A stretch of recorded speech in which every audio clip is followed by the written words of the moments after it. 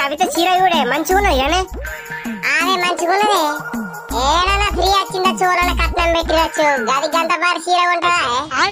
ఓ కవిత నీ చీర మంచిగున్నది కవిత, ఎంత పడ్డది? రాజమనక్క ఇది 10,000 పడ్డదే చీరే. అబ్బా నువ్వు పిల్లికి బిచ్చమయ్యావు కానీ గింత బారి చీర ఎట్లా కొంటివే? మా కొడుకు పట్నం కించి పంపించిండు నా చక్క.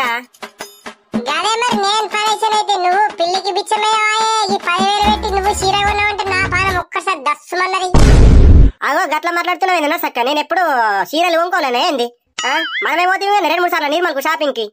ఇక్కడ బజార్లో ఇజ్జత్ ఎందుకున్నావు పట్టున్నారు చక్క నువ్వు. ఉన్నమాట అంటే సత్యంత దుఃఖమాట.